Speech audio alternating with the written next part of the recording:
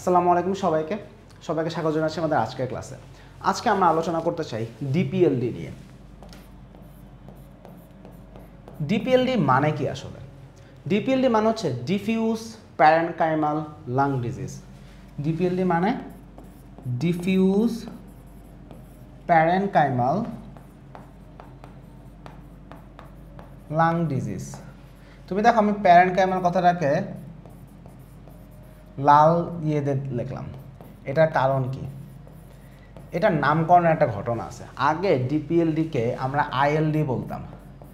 ILD মানে হচ্ছে interstitial lung disease, but এখন আর আইএলডি টার্মটা ইউজ করা হয় না, এখন বলা হচ্ছে ডিপিএলডি, ডিফিউজ প্যারেনকাইমাল লাং ডিজিজ। তাহলে আগে যেটাকে ইন্টারস্টিশিয়াল লাং ডিজিজ বলতাম সেটাকে এখন কেন প্যারেনকাইমাল লাং ডিজিজ বলি? বিকজ ইন দ্যাট কেস আমরা আসলে দেখি আমাদের অ্যালভিওলাই এবং ইন্টারস্টিশিয়াল টিস্যু দুইটাই আসলে অ্যাফেক্টেড হয়। সো ডিপিএলডিতে আসলে যেটা হয়, অ্যালভিওলাই এবং ইন্টারস্টিশিয়াল যে টিস্যু দুইটাই আসলে অ্যাফেক্টেড হয়। এই কারণে যখন আমরা শুধু ইন্টারস্টিশিয়াল লাং ডিজিজ বলতেছিলাম সেটা অ্যালভিওলাইকে ইনক্লুড করতেছিল না।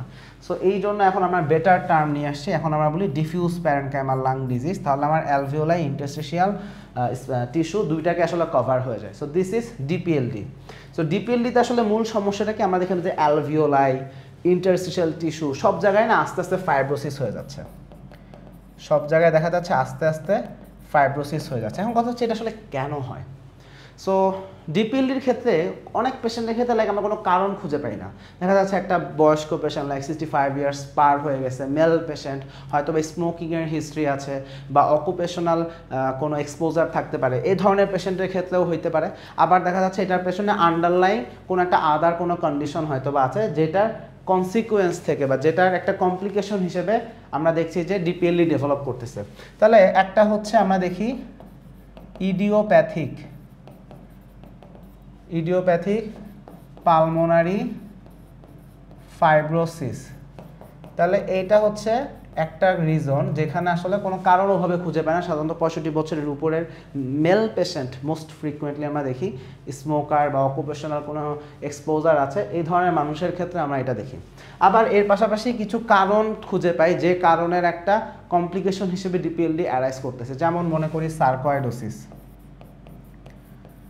সার্কয়েডোসিস, তারপর দেখা যাচ্ছে এসএলই, রিউমাটয়েড আর্থ্রাইটিস, তারপরে ডার্মাটোমায়োসাইটিস,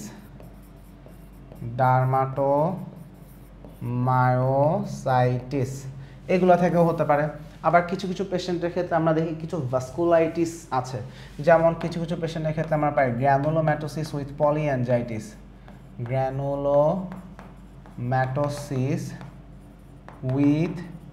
পলিঅ্যাঞ্জাইটিস, তারপরে দেখা যাচ্ছে ইওসিনোফিলিক গ্র্যানুলোম্যাটোসিস উইথ পলিঅ্যাঞ্জাইটিস, এটাকে জিপিএ এভাবে লেখা যায়। তাহলে একটা হচ্ছে গ্র্যানুলোম্যাটোসিস উইথ পলিঅ্যাঞ্জাইটিস, একটা হচ্ছে ইওসিনোফিলিক গ্র্যানুলোম্যাটোসিস উইথ পলিঅ্যাঞ্জাইটিস। তারপর আমাদের আছে মাইক্রোস্কোপিক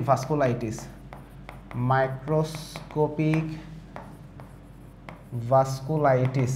তাহলে এরকম কিছু রিজন আসলে আমরা খুঁজে পাই। আবার কিছু ড্রাগ কজ থেকেও হতে পারে, লাইক আমরা কিছু ড্রাগ প্রোভাইড করি, সেই ড্রাগের অ্যাডভার্স ইফেক্ট থেকেও ডিপিএলডি হতে পারে।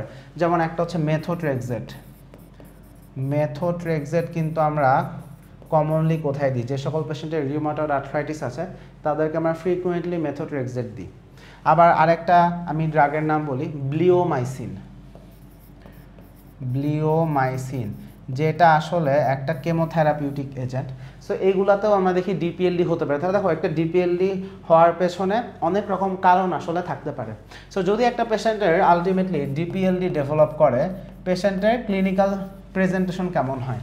পেশেন্ট আমাদের কাছে যেটা নিয়ে আসে সেটা হচ্ছে, এক নাম্বার হচ্ছে প্রোগ্রেসিভ ডিসনিয়া বা প্রোগ্রেসিভ ব্রেথলেসনেস, এবং বিশেষ করে তার এই ব্রেথলেসনেসের যে সমস্যাটা, এইটা কাইন্ড অফ এক্সারশনাল। সো সময়ের সাথে সাথে এটা বাড়তে থাকে এবং যখন সে কোনো একটা কাজ করে তখন এটা আস্তে আস্তে বাড়তে থাকে।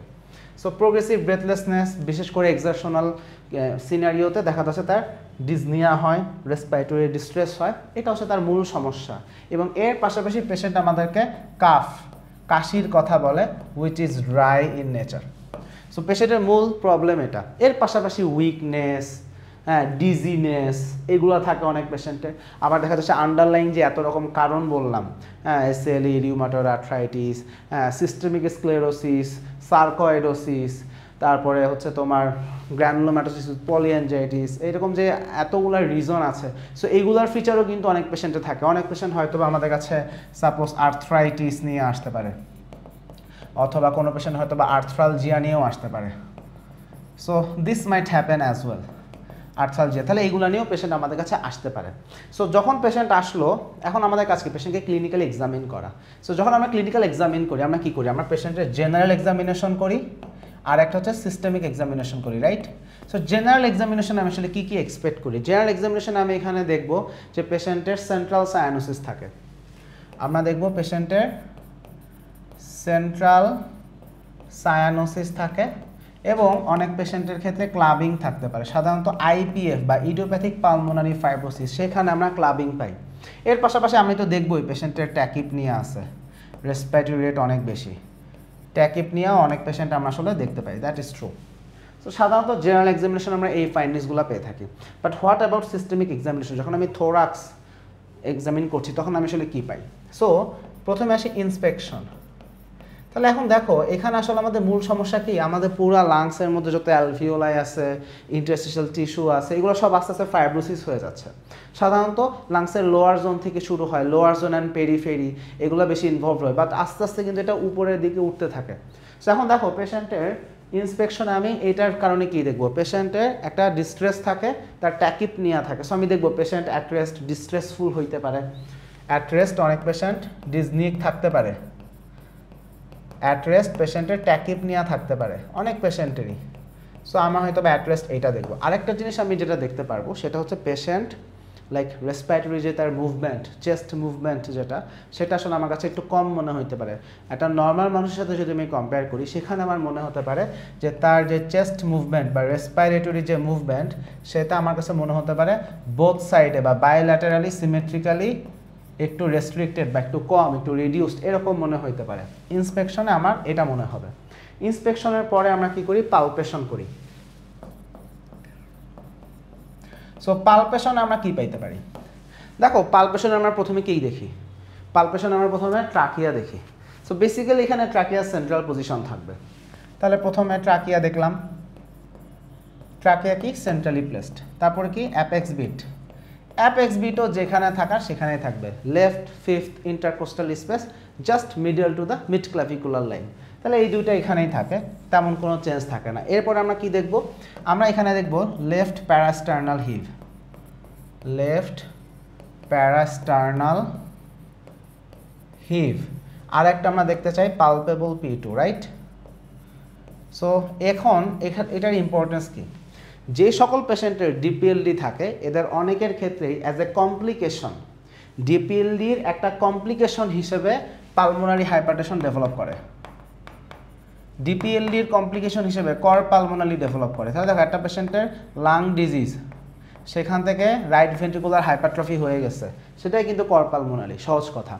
তাহলে দেখো এই পেশেন্টের কমপ্লিকেশনে কর পালমোনারি হইতে পারে, তারপরে তুমি দেখছো যে পালমোনারি হাইপারটেনশন ডেভেলপ করতে পারে। সো দেখো পালমোনারি হাইপারটেনশন ডেভেলপ করলে তুমি কি পাবা? সাধারণত এই পেশেন্টের ক্ষেত্রে তুমি পালপেবল P2 পাবা,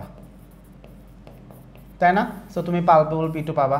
আবার কর পালমোনারি ডেভেলপ করলে লেফট প্যারাস্টার্নাল হিভ তুমি সেটাও পাবা। So this thing will be present hair. আচ্ছা, এরপরে আমরা পালপেশনে কি করি?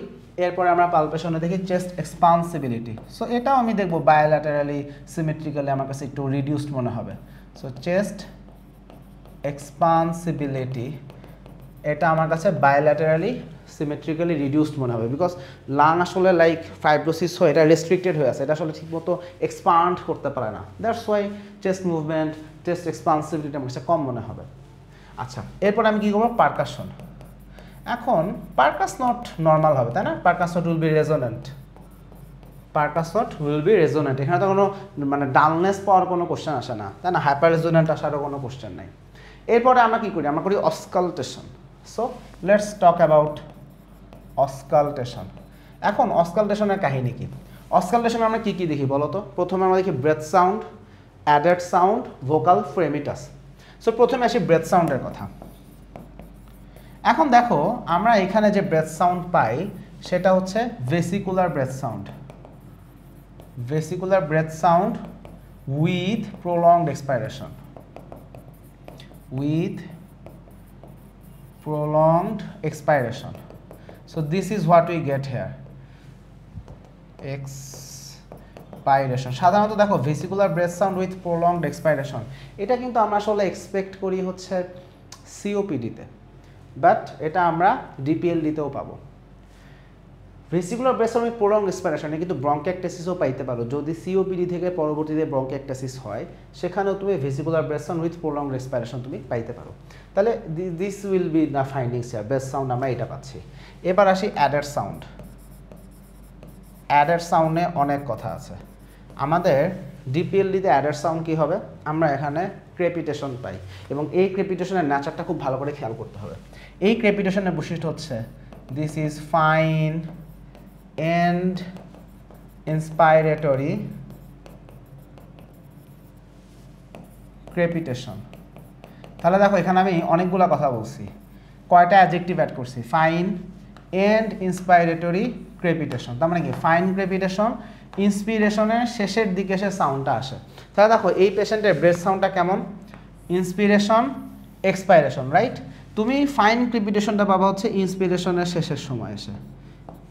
এখন কথা হচ্ছে এই ফাইন এন্ড ইন্সপাইরেটরি ক্রেপিটেশন তুমি কেন পাচ্ছ, বিকজ অ্যাকচুয়ালি পেশেন্টের অ্যালভিওলার কলাপস হয়ে থাকে, বাট যখন পেশেন্ট শ্বাস নেয় ইন্সপিরেশনে সে একটা ফোর্স ক্রিয়েট করে, যে ফোর্সের কারণে ফোর্সফুলি অ্যালভিওলারটা তখন একটু খুলে যায়, একটু বাতাস ঢোকে এবং ওই অ্যালভিওলা যখন খুলতেছে ওই মোমেন্টে একটু শব্দ হয়, সেইখান থেকে আমার এই ফাইন ক্রেপিটেশনটা হয়।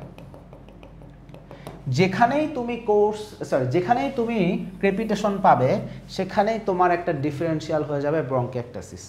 তাহলে ডিপিএলডির একটা ডিফারেন্সিয়াল ডায়াগনোসিস হলো ব্রঙ্কিয়াকটাসিস। এখন কথা হচ্ছে ব্রঙ্কিয়াকটাসিস আর এটার মধ্যে পার্থক্য কী?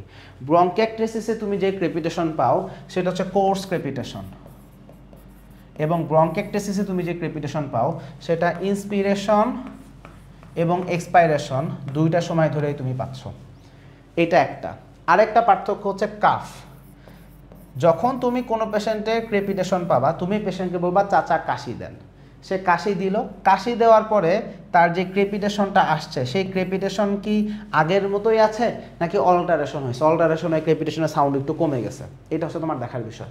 সাধারণত এই ফাইন এন্ড ইন্সপাইরেটরি ক্রেপিটেশন কফের সাথে কোনো অল্টারেশন হয় না। তাহলে এটা বলি this is unaltered by cough, this is unaltered with cough. Patient কাশি দিলেও এই ক্রেপিটেশনে কোনো অল্টারেশন হয় না। But in case of bronchiectasis patient যদি কাশি দেয়, তার যে কোর্স ক্রেপিটেশন বাইফেজিক দুইটা টাইমেই পাচ্ছিলাম, সেই ক্রেপিটেশনটা কাইন্ড অফ একটু বেটার হয়, লাইক সাউন্ডটা একটু কমে আসে। তাহলে দিস অল্টার্স উইথ কফ। তাহলে ব্রঙ্কিয়াকটাসিস এবং আমাদের ডিপিএলডির ক্রেপিটেশনের পার্থক্যের জায়গাটা আমাদের কাছে খুব ক্লিয়ার কাট থাকতে হবে, বিকজ এটা আমাদের একটা মেজর ডিফারেন্সিয়াল ডায়াগনোসিস হেয়ার। আচ্ছা, তাহলে আমি এটা পেলাম। এরপর আমি কি করি, ভোকাল রেজোনেন্স।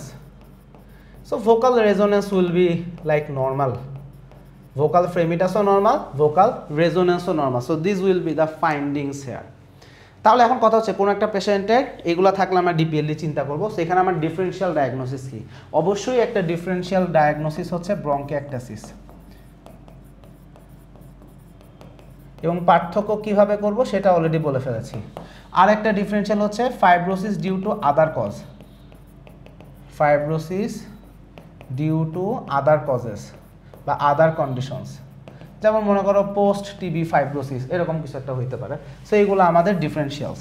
তাহলে কথা হচ্ছে পেশেন্টের যখন আমি ক্লিনিক্যাল এক্সামিনেশন করে ফেলছি, এরপরে আমার ধাপ কি? এরপর হচ্ছে আমি আসলে পেশেন্টকে ইনভেস্টিগেশন করব। So what will be my investigation? দেখো একটা পেশেন্টের তুমি যদি ডিপিএলডি চিন্তা করো, এটাকে ডায়াগনোসিস করার জন্য আমরা আসলে কী করতে পারি, আমি সেগুলোর কথা বলছি। সো আমরা আসলে একটা চেস্ট এক্স রে করতে পারি, chest X ray PA view করতে পারি।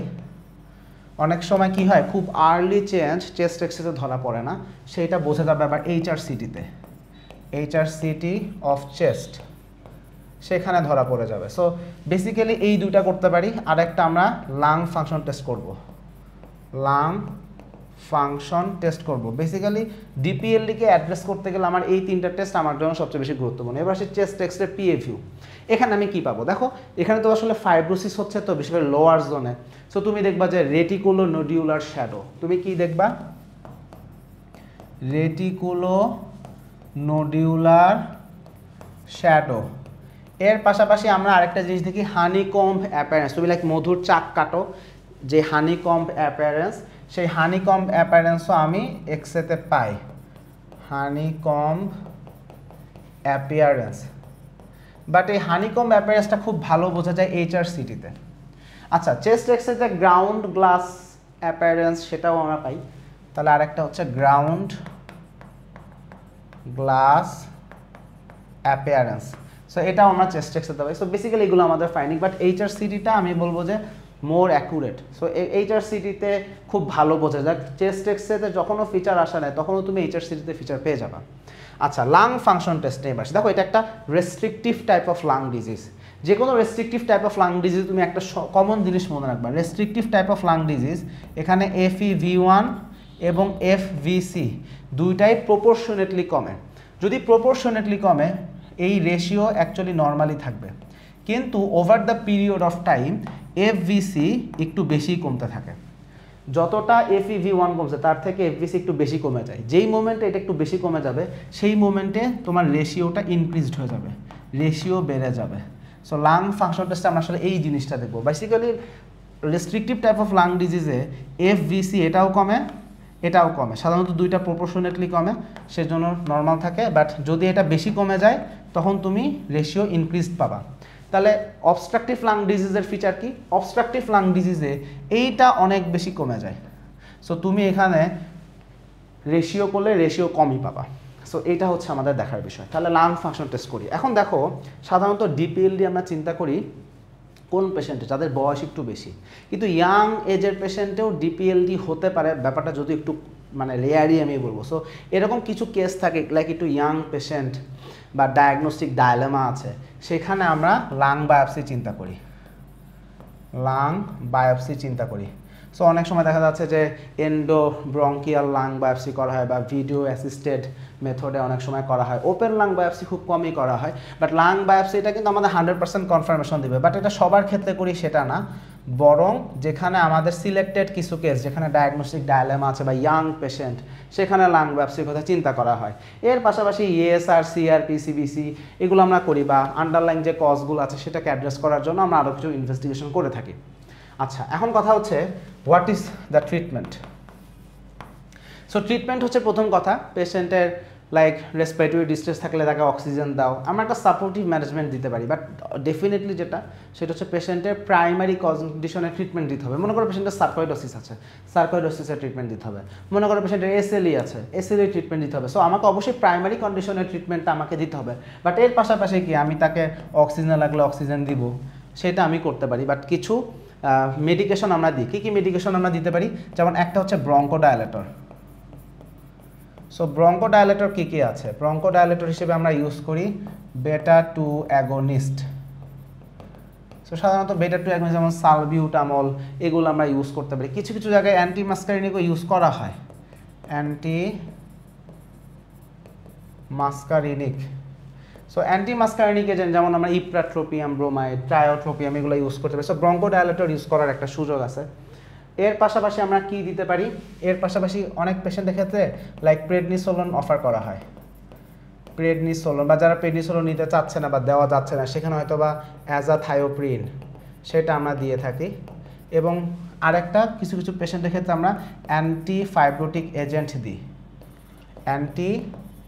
যেমন IPF, ইডিওপ্যাথিক পালমোনারি ফাইব্রোসিস, সেখানে আমরা অ্যান্টিফাইব্রোটিক এজেন্ট যেমন পিরফেনাডন, আমি নামটা ভুলে গেলাম একটু, পিরফেরিডন। সো পিরফেরিডন আমরা দিতে পারি। So this thing can be given. So prednisolone, এটার অল্টারনেটিভ অ্যাজাথায়োপ্রিন, এবং কিছু কিছু পেশেন্টে অ্যান্টিফাইব্রোটিক এজেন্ট পিরফেরিডন, এটা আমরা দিতে পারি। আর যদি ইয়াং পেশেন্ট হয়ে থাকে, কোনো সময় আমরা হয়তো বা সিঙ্গেল লাং ট্রান্সপ্লান্ট বা সার্জারির কথা আর কি চিন্তা করি, ট্রান্সপ্লান্ট বা সার্জারির কথা অনেক সময় চিন্তা করি। সো সার্জারি আমাদের কিছু জায়গায় আমরা কনসিডার করি। So this is the thing. তাহলে এটা হচ্ছে আমাদের ট্রিটমেন্ট। সাধারণত ডিপিএলডি প্রগনোসিস অ্যাকচুয়ালি খুব বেশি ভালো না, অ্যারাউন্ড 3 থেকে 5 বছর বাঁচে এরকম পেশেন্টের সংখ্যা অ্যারাউন্ড 50%। যারা একটু স্টেরয়েডের প্রতি রেসপন্সিভ তাদের লাইক আমরা সার্ভাইভাল রেট অ্যারাউন্ড 65% দেখি 3 থেকে 5 বছর। আর যারা খুব একটা রেসপন্স করে না, নন রেসপন্সিভ, তাদের survival rate around 25 years. So এটা আসলে সার্ভাইভাল রেট আসলে কম। আচ্ছা, কমপ্লিকেশন নিয়ে কথা বলি। তাহলে আমাদের ডিপিএলডির কমপ্লিকেশনস কি? কিছু কমপ্লিকেশনের কথা কিন্তু আসলে বলে ফেলছি। যেমন দেখো, একটা কমপ্লিকেশন বলছি পালমোনারি হাইপারটেনশন, একটা কমপ্লিকেশন বলছি কর পালমোনালি, রাইট? কর পালমোনালি। এর পাশাপাশি আর কি কি হইতে পারে? এর পাশাপাশি আমাদের অনেক পেশেন্ট দেখা যাচ্ছে ডিপিএলডি হলে তাদের রেসপিরেটরি ট্র্যাক্ট ইনফেকশন বা চেস্ট ইনফেকশনের রেট অনেক বেশি বেড়ে যায়। সো দেখা যাচ্ছে পেশেন্টের লাইক ইনফেকশন হতে পারে অনেক পেশেন্টের। আচ্ছা, আর কিছু কিছু পেশেন্টের ক্ষেত্রে আমরা কি দেখি? Type 1 respiratory failure. Type 1 respiratory failure. কেন এখানে টাইপ 2 হয় না, বা কেন এখানে কার্বন ডাইঅক্সাইড রিটেনশন হয় না? বিকজ এই ধরনের পেশেন্টের রেসপিরেটরি ড্রাইভ অনেক বেশি থাকে বা তাদের হাইপার ভেন্টিলেশন হয়। সো যেহেতু তাদের হাইপার ভেন্টিলেশন হয়, কার্বন ডাইঅক্সাইড যা ছিল মোটামুটি বাইর হয়ে যায়। সো কার্বন ডাইঅক্সাইড লাইক তুমি যদি এবিজি করো, এবিজি করলে দেখবা partial pressure of carbon dioxide এটা কমও পাইতে পারো, নর্মাল লেভেলও পাইতে পারো। সো আর যাই হোক, হাইপার ক্যাপনিয়া হয় না, হাইপক্সিয়া থাকে বাট হাইপার ক্যাপনিয়া হয় না। তাহলে টাইপ 1 রেসপিরেটরি ফেলার হয়। আর ভেরি ফিউ পেশেন্টের ক্ষেত্রে কার্সিনোমা লাং হইতে পারে, সাধারণত ব্রঙ্কোজেনিক বা ব্রঙ্কিয়াল কার্সিনোমা হইতে পারে। But this is the thing here. So এই ছিল মোটামুটি আমাদের ডিপিএলডি নিয়ে আলোচনা। সবাইকে অসংখ্য ধন্যবাদ।